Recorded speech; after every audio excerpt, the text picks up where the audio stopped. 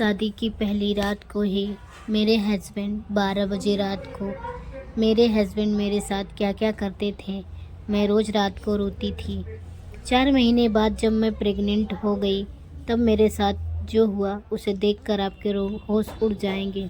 आपको दिल दहला देगी कि आखिर मेरे साथ और मेरे हस्बैंड ने क्या क्या किया है। हर रोज रोना, हर रोज रोकर सोना, क्योंकि अगर ऐसे इंसान के साथ रहना है तो एकदम जिंदा लाश बन के रहना पड़ता है। क्योंकि मेरे साथ ये सब चीज़ें हो चुकी है। मैं बहुत ही गहराई से ये सब चीज़ों को झेल कर 18 साल की थी, लेकिन मुझे लाइफ को लेकर थोड़ा भी समझ नहीं था कि जैसे नहीं है, वो मुझे बहुत प्यार करते हैं और सबके हस्बैंड तो। नमस्ते दोस्तों, आप सभी को मेरे एक और नई वीडियो में बहुत बहुत स्वागत है। पिछले कल की वीडियो आप लोगों ने ये वाली देखी होगी, ये वाला। तो इस वीडियो में मैंने आप सबसे बताया है कि मेरे साथ क्या क्या होता है मेरे ससुराल में। मेरे हस्बैंड क्यों दारू पीकर मेरे साथ रात को इतना गंदा व्यवहार करते हैं। और मेरे शादी को 4 से 5 मंथ बीत जाने के बाद जब मैं 4 महीने की प्रेगनेंसी मेरी ख़राब हो जाती है, मेरा बच्चा मुझसे दूर हो जाता है, उसके आगे मेरे साथ क्या क्या होता है, वो सारी बातें मैं आप सबके साथ शेयर करने वाली हूँ। तो प्लीज़ आप लोग वीडियो को पूरा देखें और अपना प्यार और आशीर्वाद सपोर्ट बनाए रखें। दोस्तों, मैं आप सबसे पूछना चाहूँगी, क्या एक लड़की को जीने का हक नहीं होता है? क्या वो अपने मन से नहीं जी सकती है? अगर कोई भी लड़की ऐसी है जो लड़कियां तो हर तरीके की होती हैं, किसी का सपना बहुत बड़ा होता है और किसी के सपने तो बस सपने ही रह जाते हैं। फिलहाल मेरा तो कोई बड़ा सपना नहीं था लाइफ को लेकर, बस इतना सा ज़रूर था कि लाइफ में जो भी हस्बैंड मिले, केयर करने वाला और समझने वाला मिले, लेकिन वो तो मेरे नसीब में नहीं था। और मेरे जो भी सपने थे, अच्छे घर में रहना, अच्छे कपड़े पहनना, अच्छे से तैयार होना, घर वालों की इज्जत करना, अपने पति की सेवा करना, सास-ससुर की सेवा करना और अपने उस सुंदर से ससुराल को सजा के रखना, वो सारी चीज़ें मुझे बहुत पसंद थी।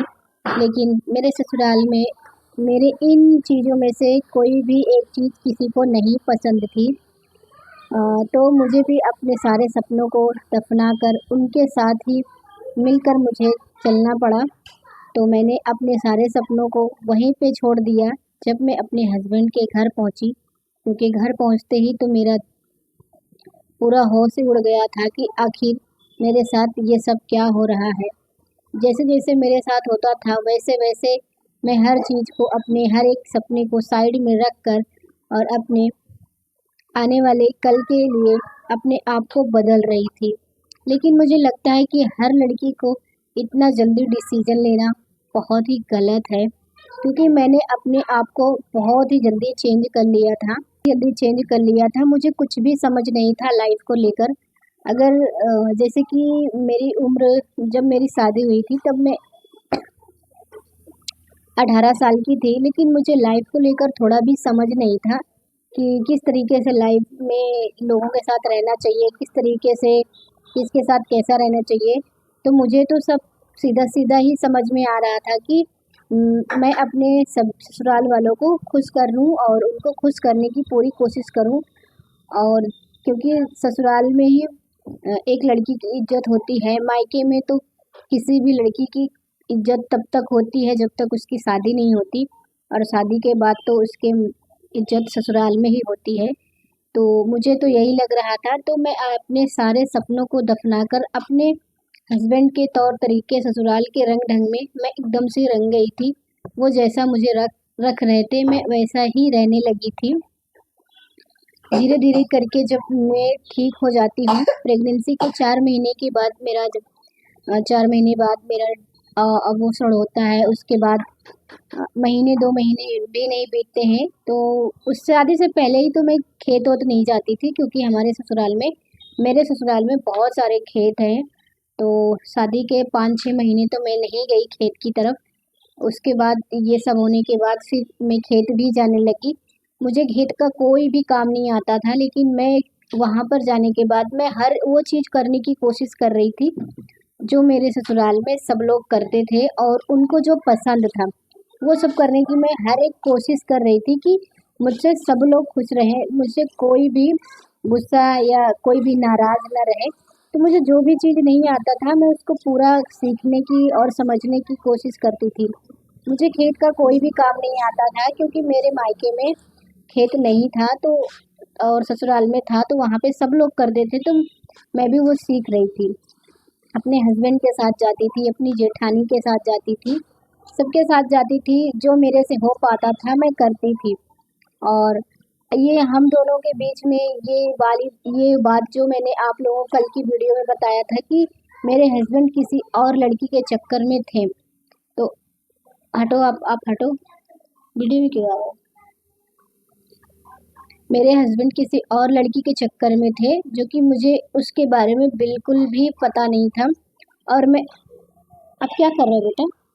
और मैं इतना ज़्यादा मसरूफ़ हो गई थी अपने पति को लेकर कि मुझे उनके ऊपर इतना ज़्यादा विश्वास और वैल्यू हो गया था कि मेरे हस्बैंड सबके जैसे नहीं हैं, वो मुझे बहुत प्यार करते हैं। और सबके हस्बैंड तो लड़कियों के चक्कर में रहते हैं, ये करते हैं, वो करते हैं।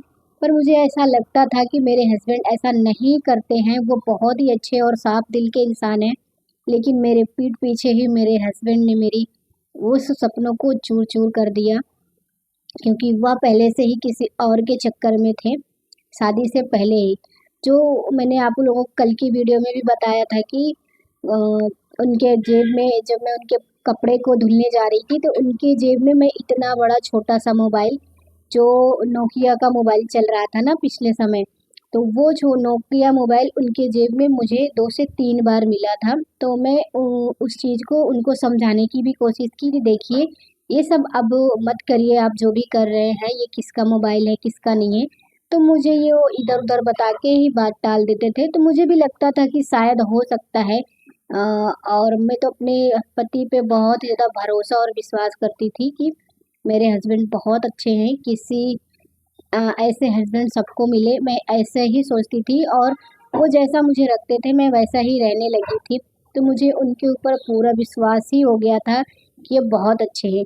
जो भी बात बोलते थे, मैं उस उनकी बात को मान लेती थी और मतलब मुझे समझ में आ जाता था कि हाँ, चलो अच्छा बात है, क्योंकि मुझे उनके साथ ही रहना था और मैं इनसे भी बहुत ही प्यार करती थी। थोड़ा अलग ही तरीके के रहते थे, गंदे-गंदे कपड़े पहनना और कुछ मतलब थोड़ा अजीब तरीके से रहते थे। थोड़ा बहुत मैंने बदलने की कोशिश की थी उनको, थोड़ा बहुत वो बदले भी थे, लेकिन मुझसे ये बात उन्होंने बहुत ही गहराई से छुपा कर रखी थी, जो कि मैं बहुत दिन बाद मुझे पता चला है। शादी को जब 1 से डेढ़ साल बीत जाते हैं और उसके बाद फिर से फिर से ये वो हो जाता है मेरे साथ, तो मतलब उसी टाइम पे मेरे साथ ये थोड़ा बहुत तनाव चलता था, लड़ाई झगड़े, गुस्सा गर्मी और ये तो रोज़ का ही हो गया था। दारू पी के आना, गाली गलौज करना, थोड़ा बहुत बातचीत होना, ये तो रोज़ का हो गया था। तो ये भी मुझे सब कुछ रोज़ डेली जैसा ही लगने लगा था, तो इसको मैं भी ज़्यादा दिमाग में नहीं लेती थी। मैं तो यही सोच रही थी कि चलो ये तो अब रोज़ का हो गया है इनका, तो मैं ज़्यादा भी उनके मुँह नहीं लगती थी। मुझे लगा कि चलो आगे चल के सब ठीक हो जाएगा, अभी इनका समय है तो इसलिए ये ऐसा कर रहे हैं, पी रहे हैं, खा रहे हैं। इतना भी ज़्यादा मैं सीरियस नहीं ली थी और मैं अगर बताती भी तो किससे बताती, क्योंकि ससुराल में कोई सुनने वाला था नहीं। मायके में मैं किसी से कुछ बता नहीं सकती थी क्योंकि मेरे पापा की तबीयत बहुत ज़्यादा ख़राब थी। तो इसलिए मैं किसी से अपने मन की बात या उनके बारे में इस तरीके से कोई भी सुझाव मैं किसी से नहीं कह पा रही थी। तो इसलिए मुझे लगा कि चलो जब तक है अभी तो ठीक है, चल रहा है जैसे भी तैसे करके, आगे चल के सब ठीक हो जाएगा। साल 2 साल बाद जब खुद पे बीतेगी तो सब ऑटोमेटिक ही ठीक हो जाएगा। लेकिन हर लड़की अगर ऐसा सोचती है तो उसकी सोच बिल्कुल गलत है। कोई भी लड़का अगर इस तरीके से गंदा व्यवहार करता है तो लाइफ में वो कभी भी नहीं सुधर सकता है, कभी भी जीवन में। अगर आप लोगों के साथ हुआ होगा तो आप लोगों को तो पता ही है, क्योंकि मेरे साथ ये सब चीज़ें हो चुकी हैं। मैं बहुत ही गहराई से ये सब चीज़ों को झेल कर आज मैं कहाँ पर हूँ, वो सारी चीज़ें मैं आप सबको आगे की आने वाली वीडियो में बताऊँगी कि आखिर अभी मेरे लाइफ में क्या चल रहा है, क्या नहीं है। तो अगर आपके लाइफ में भी कोई ऐसा बंदा है और अगर कोई ऐसा करता है तो आप समझ जाइए कि वो कभी भी सुधरने वाला नहीं है। आप उसको लाख समझा लो, आप उसके पीछे अपनी ज़िंदगी कितनी भी बर्बाद कर लो, लेकिन वो इंसान कभी भी बदलने वाला नहीं है, क्योंकि वो आपको सिर्फ वहीं तक समझता है जहाँ तक उसकी समझ में आप हो। आप उसको समझने में देर कर देंगे, लेकिन वो आपको आपके अपने पैरों तले आपको घसीटता रहेगा, इधर से उधर, इस तक पैर की जूता समझता है आपको। इसलिए अगर आपके साथ भी ऐसा हो रहा हो तो आप जितना जल्दी हो सके उतना जल्दी सही निर्णय लीजिए जो आपको सही लगे, क्योंकि आने वाले समय में अगर आप ये सोचेंगे कि आज नहीं तो कल ठीक हो जाएगा, आज नहीं तो कल ठीक हो जाएगा, ये कभी ठीक नहीं होने वाला है। क्योंकि ऐसे बहुत से सारे लोगों के साथ होता है, मेरे साथ जो हुआ है, मैं सोच रही हूँ कि आप सबके साथ किसी के साथ ना हो। तो अगर ऐसा होता है तो आप लोग प्लीज़ अपने लाइफ का डिसीजन जितनी जल्दी हो सके ले लेना, क्योंकि अगर ऐसे इंसान के साथ रहना है तो एकदम जिंदा लाश बन के रहना पड़ता है। बहुत ही हार्ड स्टोरी, बहुत ही हार्ड लाइफ थी मेरी, मैं क्या ही बताऊँ। हर रोज़ रोना, हर रोज़ रोकर सोना, खाना खाना, कभी ना खाना, कभी थाली फेंक देना, कभी थाली समेट के रखना, पलटी करना, ये करना, वो करना, गंदगी देखना, ये सब चीज़ें अगर आप सबके बीच में अगर आपके हस्बैंड करते हैं, अगर आप उनको लाख समझाने की कोशिश कर रही हैं, अगर आप सोच भी रही हैं कि ये आने वाले समय में सुधर जाएगा या सही हो जाएगा, वो बंदा कभी नहीं सुधरेगा। क्या हुआ? तो दोस्तों आगे अभी मेरे लाइफ में क्या चल रहा है और आगे क्या क्या हुआ, वो सारी चीज़ें मैं आप सबके साथ कल शेयर करूँगी।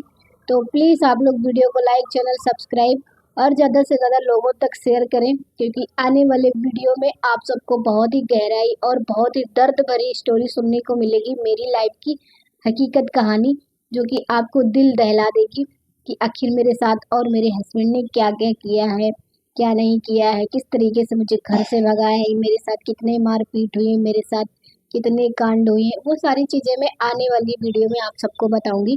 तो आप लोग वीडियो को लाइक, चैनल सब्सक्राइब करके बेल आइकन को भी प्रेस कर दीजिए और ज़्यादा से ज़्यादा लोगों तक शेयर करिए, जिससे कि मुझे आप सबका प्यार और आशीर्वाद सपोर्ट मिल सके। तो चलिए मिलते हैं कल की वीडियो में, तब तक के लिए राधे कृष्णा, धन्यवाद। जय जय कृष्ण के बोल